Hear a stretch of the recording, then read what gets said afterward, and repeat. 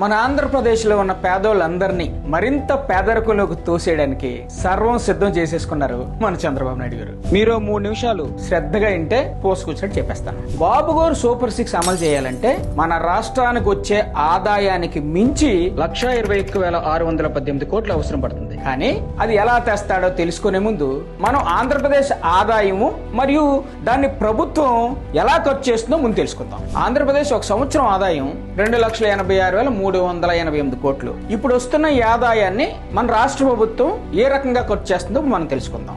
81.3% రాష్ట్ర ఆదాయం ఈ రోజు క్లిష్టమైన సంక్షేమ పథకాలను అందించడానికి, పరిపాలన నిర్వహించడానికి లేదా సామాజికంగా మరియు ఆర్థికంగా బలోపేతం అవుతున్న సంఘాలకు మౌలిక సదుపాయాలను సృష్టించడానికి ఇప్పటికే ఖర్చు చేయబడుతుంది. మిగిలిన 18.7% 2019లో టీడీపీ ఏపీకి వదిలిపెట్టిన అప్పులు తీర్చే దశగా వెళ్తుంది. అలాంటప్పుడు అదనంగా అవసరమయ్యే 1,21,618 కోట్లు ఎలా పూరిస్తారు?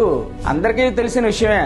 బాబు గారు ఎప్పటి నుండో ఓ పేదల విరోధి. సంక్షేమ పథకాలు తీసేయాలని ఎప్పటి నుండో చెప్తుంది ఈ బాబు గారే. బాబు గారిని సపోర్ట్ చేసే ఎల్లో మీడియా ఎప్పటి నుండో సంక్షేమ పథకాలపై విమర్శలు కూడా చేస్తూనే ఉన్నాయి. మీరు అందరూ చూస్తూనే ఉన్నారు. అలాంటప్పుడు బాబు గారు సూపర్ 6 ని అమలు చేయడానికి అవసరమయ్యే 1,21,618 కోట్ల కోసం అన్నిటికంటే ముందు పేదోళ్ళందరికీ లబ్ధి చేకూరుతున్న 24 ముఖ్యమైన పథకాలని ఆపేస్తాడు. అవేంటంటే ముఖ్యంగా రైతులకి 9 గంటల ఉచిత విద్యుత్ సరఫరా, ఇంకా 0 వడ్డీ రుణాలు, ఉచిత పంట బీమా, ఇన్పుట్ సబ్సిడీ, మత్స్యకారులకు మత్స్యకార భరోసా, ఆడవారికి అయితే 0 వడ్డీ రుణాలు, వైఎస్ఆర్ చేయూత, సంపూర్ణ పోషణ, కాపు నేస్తం. అదే విధంగా బడుగు బలహీన వర్గాలకు లబ్ధి చేకూర్చే మన వైఎస్ఆర్ ఆరోగ్యశ్రీ, ఉచిత పీడిఎస్ బియ్యం, ఆరోగ్య ఆసరా, ఈబీసీ నేస్తం. ఇంకా విద్యార్థులకి విద్యా దీవెన, వసతి దీవెన, విదేశీ విద్యా దీవెన, విద్యా కానుక, ఉచిత బైజూస్ ట్యాబులు, గోరుముద్ద పథకాలు.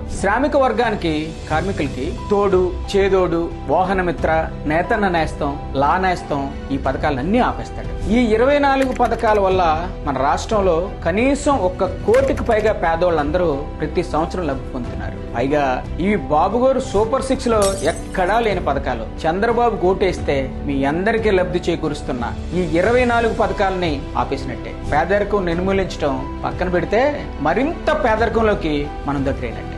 బాబు మోసపూరిత వాగ్దానాలు వ్యక్తిగతంగా పెను ప్రమాదంతో సమానం. దయచేసి ఓటు వేసే ముందు ఏపీ భవిష్యత్తు గురించి జాగ్రత్తగా ఆలోచించండి.